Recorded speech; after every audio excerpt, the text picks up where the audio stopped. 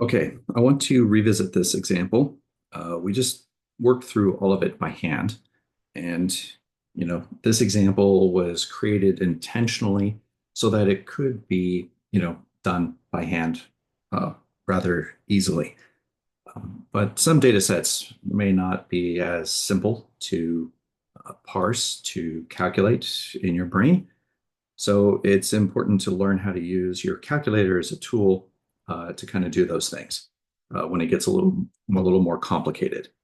Um, so, this is with the weight of tar example, and I kind of skipped over using the Texas Instruments and the Numworks calculator, but that's where I'm going to show you how you can use it to calculate some of these things. Now, I completed this frequency distribution table by hand. But what I've got here is I have instructions on how you can do it using the Texas Instruments calculator and the Numworks calculator. And I'm going to show you how to do both. Okay. So first, let's look at the Texas Instruments calculator. So what you're going to want to do is go to the list editor. So you might be here in the list editor. So to go to that, you just hit the Stat button.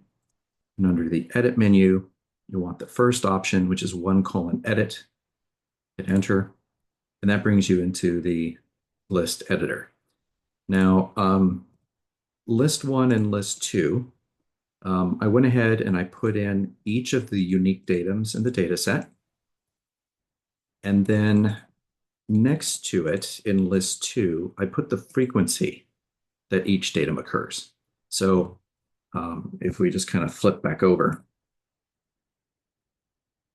notice that 11 occurs once and 18 occurs 6 times.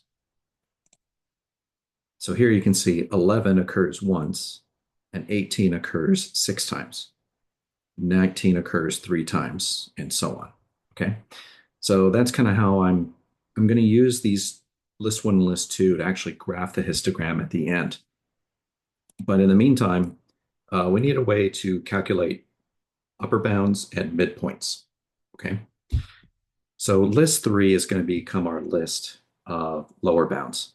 And so this first row is the lower bound of our first class. And that's going to be our starting point. So our starting point was 11.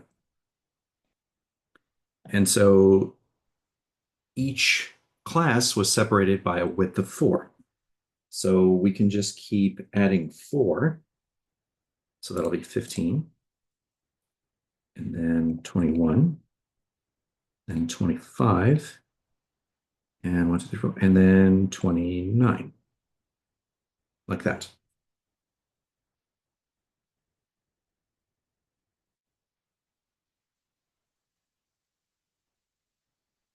Nope, that's too many. No.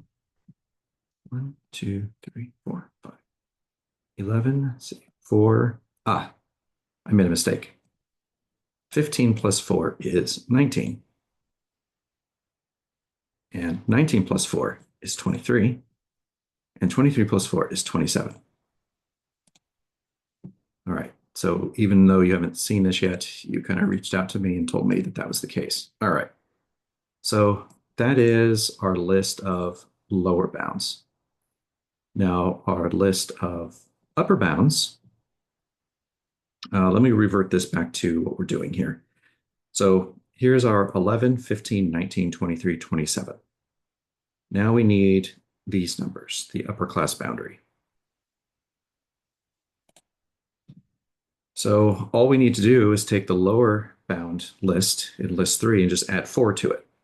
So just make sure that list 4 is selected like this. List 4 will be darkened. And we want to do list 3 plus 4. So in order to get list 3 on the Texas Instruments calculator, we need to hit the Shift key first,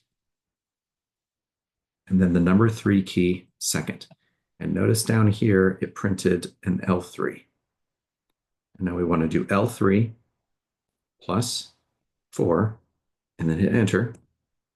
And now it auto calculates all of the upper bounds. Okay. And we got 15, 19, 23, 27, and 29, and 31. And if we come back over here, we can see it's 15, 19, 23, 27, 31. Now, if we want to calculate midpoints, we'll do that here in list 5. And now it'll just be simpler to use an average formula. So what's the average of two numbers? Well, you add them and divide by 2. So we're going to take list 3, add it to list 4, and then divide by 2. So again, make sure that L5 is selected here at the top. We'll put a left parentheses, and then second L3 plus second L4, right parentheses, divided by 2. So we had to put this left parentheses and right parentheses to force the calculator to add these two values first in the numerator before they get divided by 2. If you did not put those parentheses in, you would get the wrong answer. It would divide the value in list 4 by 2 first, and then it would add what was in L3 second. And that's the wrong order of operations. Okay. So we have to put parentheses around the values in the numerator to make sure that those get added first before we divide by 2. So go ahead and hit enter.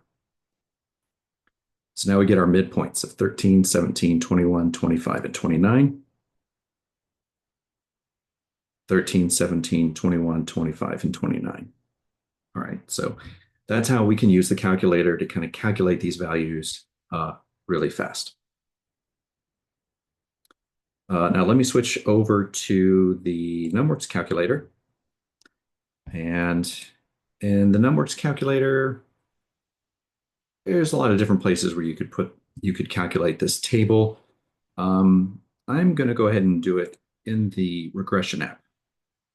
Okay, so here in the regression app, I'll click OK. And then we've got X1, Y1, X2, Y2, and so on. So here in X1, this is going to be the lower bound of our first class. So that's 11. And then I'm just going to add 4. Then add 4. Then add 4. And then add 4.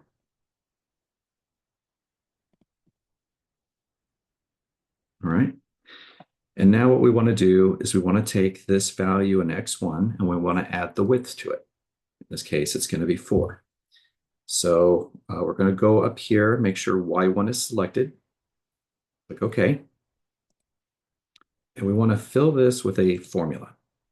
So hit the down arrow to select fill with formula, hit the OK button. And let's make it so that it's empty. Okay, and so we want this column Y1 to be equal to X1 plus 4. So how do we get a capital X followed by a number 1? Well, to get a capital X, we have this X inside kind of at the top of the 2 key. But to make it a capital X, we need to do Shift Alpha 2. And that prints a capital X. Notice if I just do Alpha 2, it prints a lowercase x, and that'll give us an error. Okay. So because this column is labeled with a capital X, we have to hit Shift and Alpha to make sure that we're going to have a capital letter, and then 2. And then we need to follow that up with a 1. So now we've typed in X1. The calculator will automatically recognize that we're talking about this column, and we want to add our width. So we want to add 4 to that and hit execute. And there's all of our upper bounds, 15, 19, 23, 27, and 31. You can look at your PDF or your paper lecture notes and kind of verify that those numbers are correct. All right, now we need our midpoints. And our midpoints are an average between the lower bound and the upper bound. So we want to add these two and then divide them by 2. So we're going to program that into this column labeled X2. So make sure that X2 is selected and tap the OK button. And we want to fill this with a formula. And we want it to be empty. So now X2 is going to be equal to X1 plus Y1 divided by 2. But we need to make sure that we add these two first before we divide by 2. So we're going to have to encapsulate the sum in parentheses. Okay, so to remember to get capital X, we need to hit Shift Alpha 2.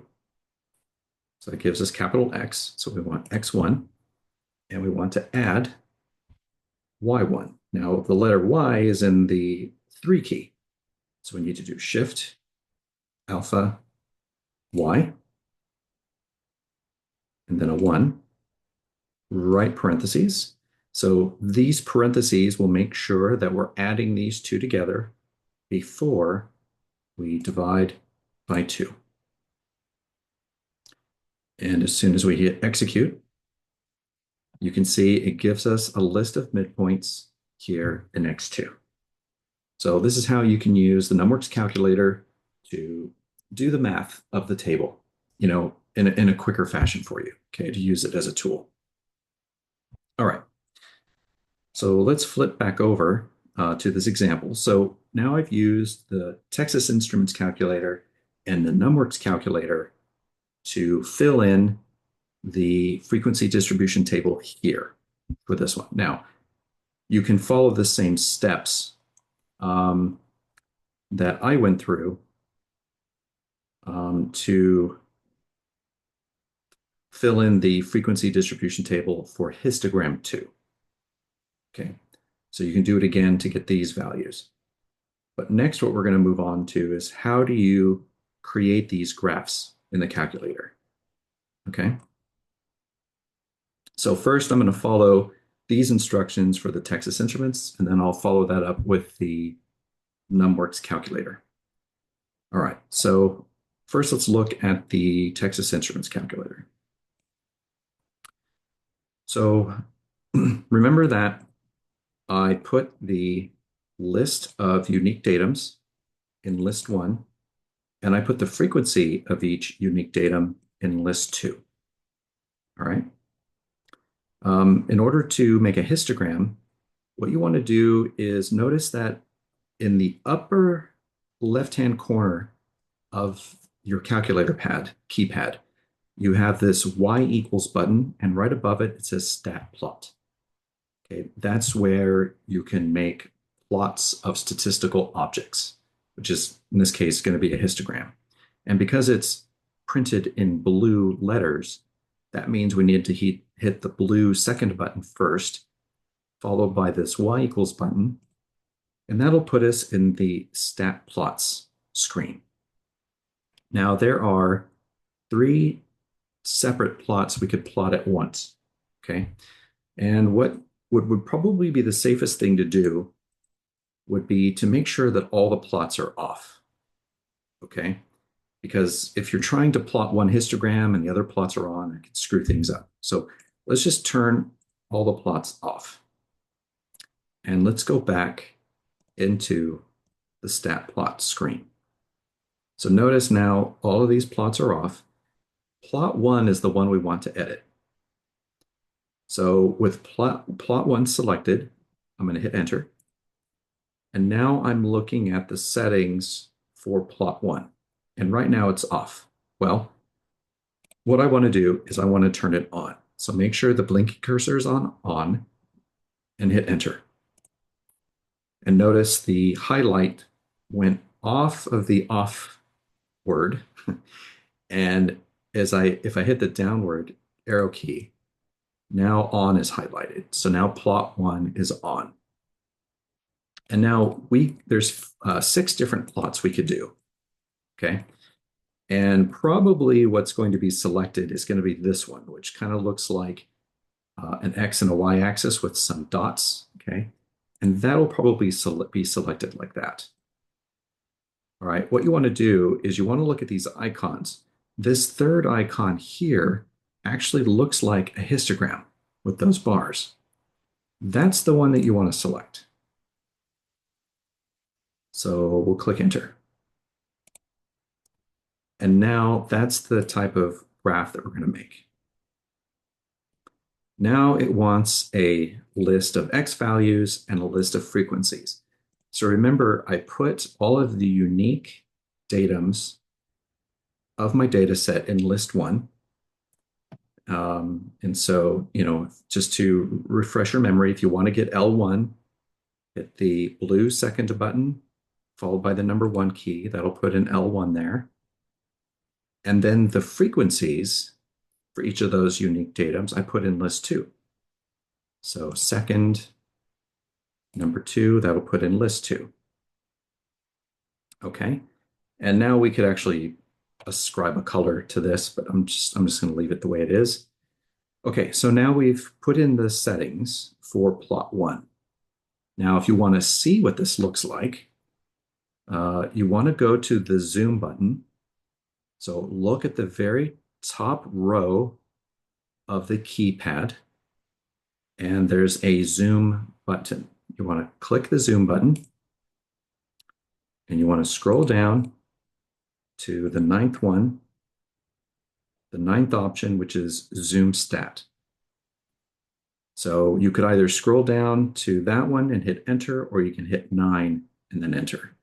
But I'm going to hit enter here. So zoom stat. And now we've got a histogram plot. But as I said earlier, this calculator, it's guessing, as far as what you want to do. We actually have to control this to give us the kind of histogram that we want. Okay. So what we need to do is we need to go into the settings of this window. So if we click the window button, so the top row of keys on the keypad, the second one from the left is the window button. So left click that. Okay, so we have our minimum X value is 11. That's correct.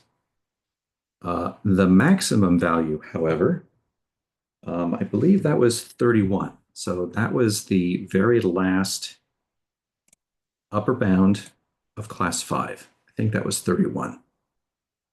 And how wide was it? Let's see here. I think X scale. I think this is where we want to put our width. I could be wrong. Let me put 4. And we have a Y minimum of 0. So this is the Y axis started at 0. And I think I put a Y maximum of 12.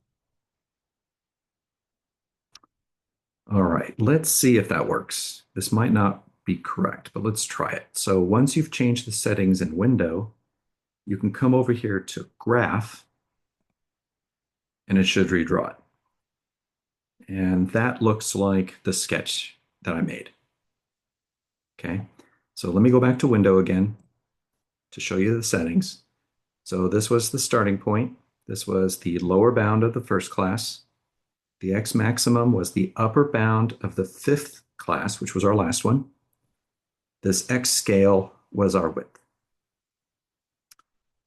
On the Y-axis, it started at 0, a frequency of 0, and I went up to 12, and this was by ones. And so now we can hit graph. Now, once you've graphed this, this will tell you the frequency. So now if you hit the trace button, which is across the keys at the top, the trace is the second from the right. Notice now it puts a blinking cursor right here on the first class. And so it says n equals 1, meaning this is the first class. And, oh no, actually this n equals 1, I think this is the frequency. That's the frequency, I think. If we hit the right arrow key, yeah, this has a frequency of 6. See where it says n equals 6? If I hit the right arrow key again, this is a frequency of 10. Hit the right arrow key again, we have a frequency of 6. Hit the right arrow key again, and now we have a frequency of 2. Um, here's our histogram one. Now let's go ahead and leave this in place and let's make histogram two really quick. So if we go to our stat plot, and let's leave plot one alone, except we will go ahead and turn that off so it doesn't interfere. And let's go back to our stat plot. Notice now it's off. Let's go to plot two, turn it on, go down to type, select histogram, and list one was our list of unique datums. The frequency list was list two, so I've got to put that in here. So it's second, and the number two key, that'll print an L2. And then I want to go to zoom, go down to zoom stat. Let me hit 9. I'll hit 9 instead. There we go. This almost looks correct. But let's go into our window settings. Okay, so we have a minimum of 11. And let's see, what was the upper bound of class 6? I don't remember what that was. So let's go back and take a quick look. The upper bound of class 6 was 29. Okay, so let's go back. So here, let's make that 29. And this had a width of 3. So we're going to put a 3 here. And we're going to go from a frequency of 0 up to a frequency of 10. And we should be good to go. So I'm going to hit graph. There we go. That's the histogram 2 that we sketched. And now we can get our frequencies if we hit the trace button. So the trace button is in the upper right-hand corner, second from the right. And so this first class had a frequency of 1. Hit the right arrow key. The second class had a frequency of 0. The third class has a frequency of 9. Right arrow key. Fourth class has a frequency of 7. Fifth class has a frequency of 6. And the sixth class had a frequency of 2. All right, so that looks pretty good. Now what we can do is I think we can superimpose the two on top of each other. No, that might not work. Let's just leave it as is. So now if you want to go back and look at the other plot,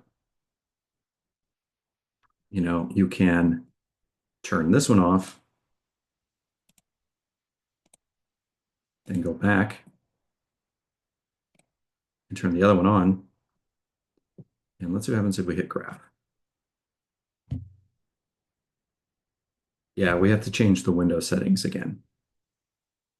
Yeah, it didn't keep the window settings. So we'd have to switch those over to something like that. And I think this was 12. And then we can hit graph. And it looks right. Okay. So, this is how you can graph, and your calculator is getting the frequencies for you. So you can use, if you hit the trace button, you can use this to check and see if the frequencies you counted were correct.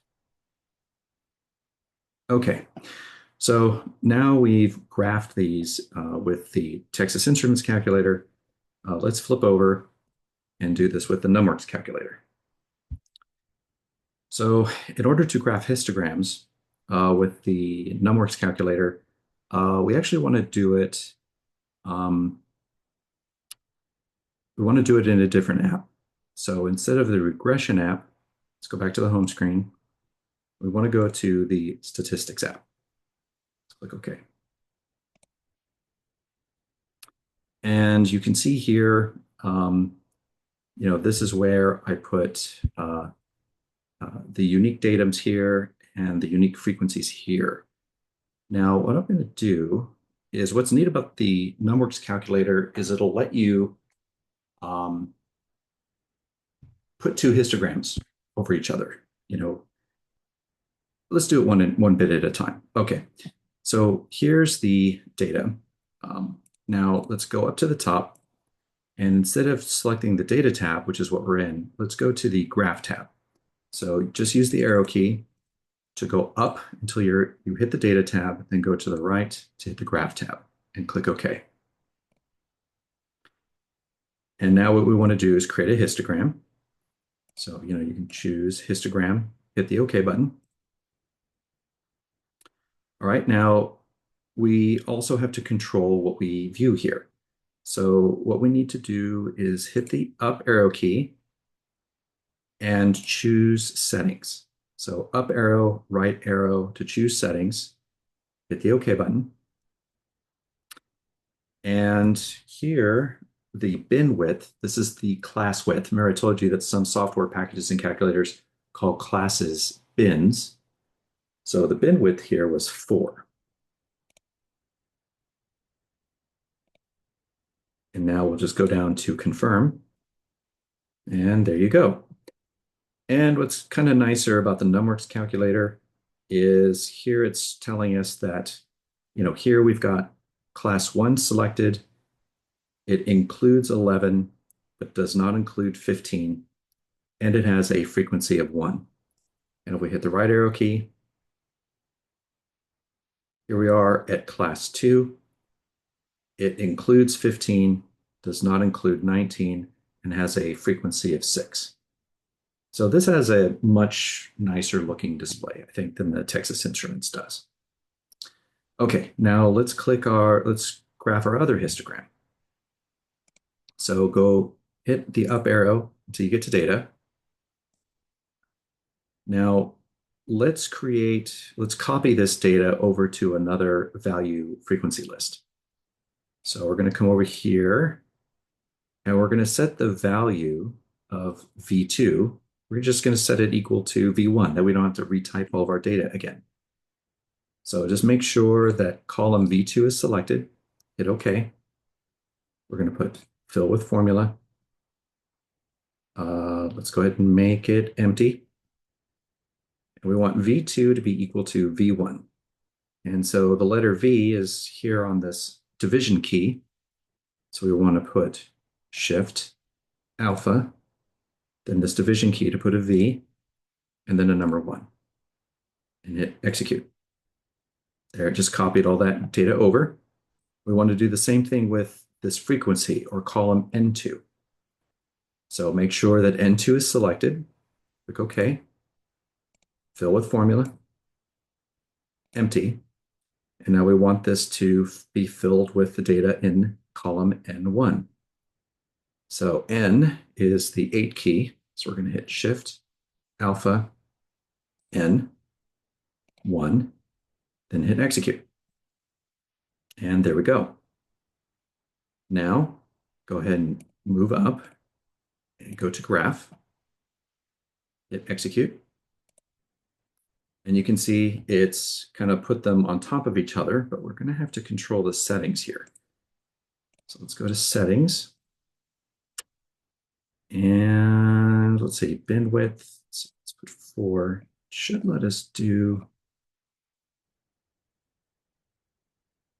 okay, let's go down. Should be able to change the settings of this one. Here we go. So this had a bin width of 3. Let's go 3 like that. See if that works. There you go. Oh, I'm sorry. So last time it let me do it independently. Maybe it's not going to. I thought it would let me do it. Okay, well, it would be nice if you could see those two independently there. I thought that would do it. I must have been thinking of something else. Okay. Then with the 3. Yeah. Okay. Well, it wasn't exactly, I was hoping that it would have this one on the top and then the histogram 2 looking different on the bottom, but I can't seem to figure out how to have different settings, for each one. Looks like these settings apply to both. So it changes both at the same time. Okay, well, a little disappointing, but not too bad. Let's see if we go to type. Yeah, don't want to mess with that. Can't necessarily turn that off. Let's go back up to data. Click OK. Let's see here. If I click on V1, and I can turn it off, that's going to turn it off.